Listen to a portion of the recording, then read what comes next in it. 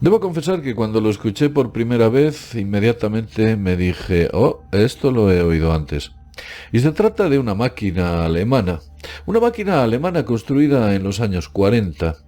Parece ser que esa máquina, y según un almanaque de la AEMET, publicado en 1943, era capaz de modificar el clima, de crear y mover masas de aire alrededor de zonas concretas para mejorar la lluvia o producirla o generar abundancia dentro de los cultivos.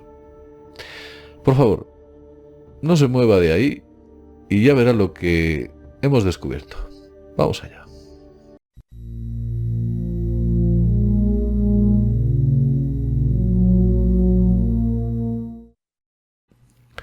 Buenos días o tardes o noches, depende de donde te encuentres, y sé bienvenido a Mundo Desconocido.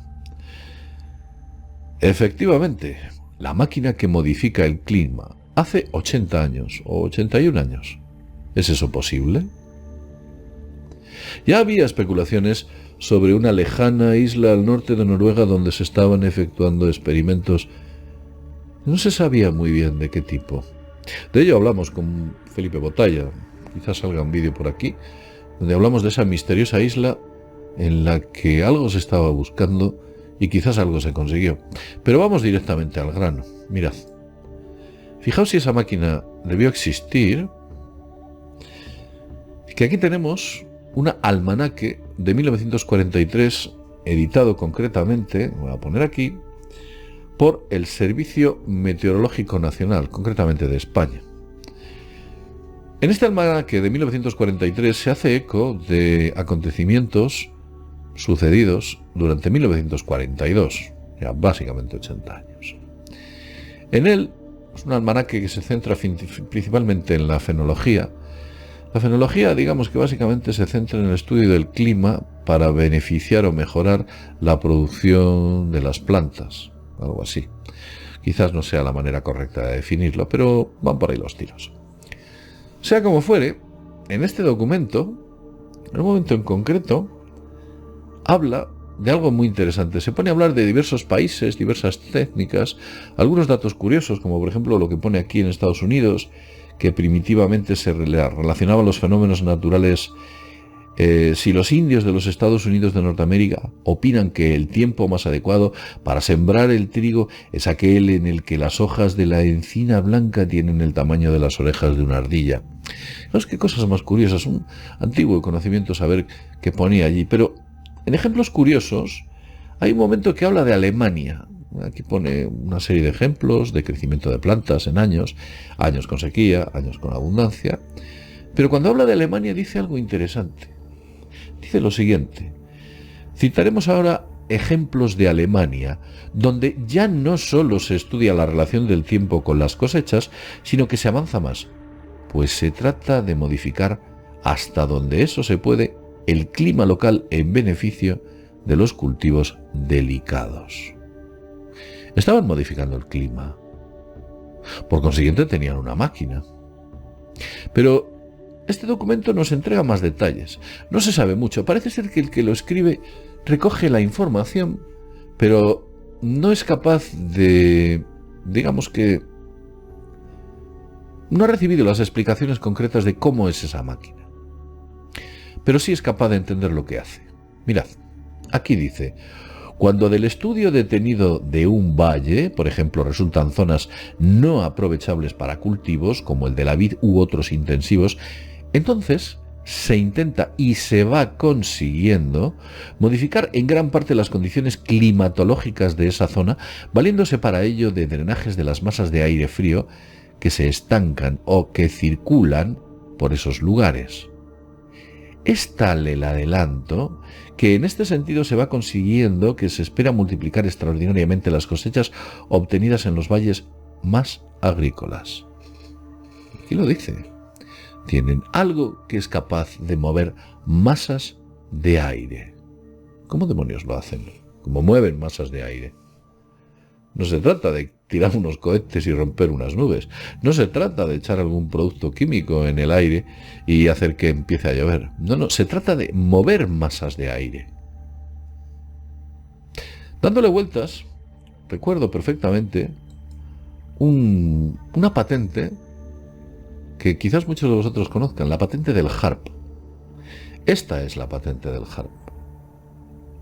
Fue creada, esta patente, a través de un señor que se llamaba Bernard Eastlund.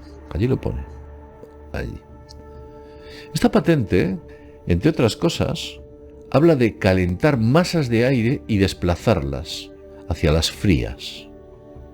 Por ejemplo, como podéis ver aquí en estas imágenes, se ve cómo calienta determinadas zonas de la atmósfera y lo que produce es un movimiento de ese tipo de cuestiones. Aunque básicamente la máquina está producida o generada para las comunicaciones, pero según Bernard Eastlund, como se ha podido escuchar en varias declaraciones efectuadas por él, es una máquina que se puede utilizar para muchas cosas.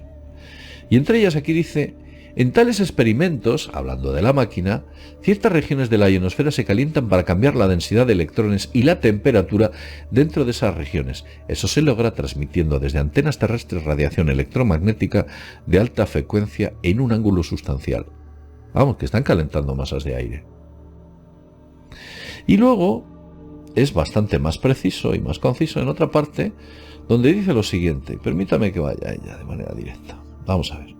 Dice: la modificación del clima es posible.